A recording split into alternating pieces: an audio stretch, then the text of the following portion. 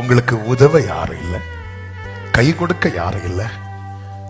பொதுவாகவே இவங்களுக்கு யாரும் இல்லை அப்படிங்கிற நிலையில் இருக்கிறவருடைய சத்தத்தை யாருமே கேட்க விரும்ப மாட்டாங்க. பர்திமேயு சத்தம் போட்டதை ஸ்டாப் பண்ணான். அதாவது இவன் இப்படி பிறந்தது யார் செய்த பாவம்? இவன் செய்த பாவமா? இப்படி பேசுறது மட்டும் அந்த பேரண்ட்ஸ் யாராவது வந்து கேட்டிருந்தாங்க, எப்படி நீங்க பேசலாம் கேட்டிருந்தா பேசியிருப்பாங்க. எனக்கு கேட்கறதுக்கு யாரும் இல்லை. உங்களை என்ன சொன்னாலும் கேட்கறதுக்கு யாரும் இல்லைன்னு நிறைய பேசுவாங்க. ஆனா நீங்க சொல்லுங்க, கேட்க மாட்டாங்க. ஆனால் என்ன ஆண்டவர் யார் தெரியுமா?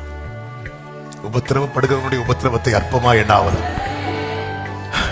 ஆகாரின் சத்தம் ஆபிரகாமுக்கு கேட்கவில்லை, ஆண்டவருக்கு கேட்டது.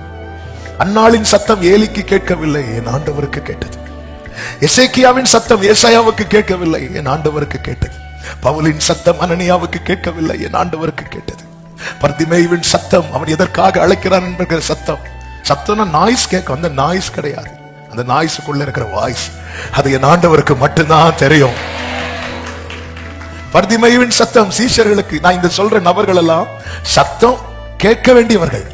ஏசாயா யாரு? தீர்க்கதரிசி. ஏலி யாரு? ஆசாரியன். ஆபிரகாம் யாரு? விசுவாசிகளின் தகப்பன், முற்பிதா. ஆமென். அனனியா யாரு? சீனியர் தேவ மனுஷன். சீஷர்கள் யாரு? அப்போஸ்தலர்கள். இவங்க எல்லாருக்கும் கேட்காம போகும்.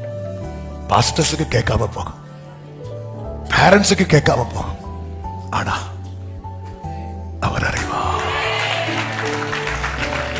நான் கூப்பிட்டு அவருக்கு கேட்குமா? கேட்கும். ஏன்னா அவருக்கு என் மேல என்ன இருக்கு? சிம்பதி இருக்கு. எத்தனை பேர் இந்த பகல் வேளையில சொல்வீங்க, என் நிலைமையை பார்த்து பரிதாபப்படுகிறா? உலகம் என் நிலைமையை பார்த்து பரியாசம் பண்ணும் போது பரலோக தேவன் நான் இருக்கிற நிலைமையை பார்த்து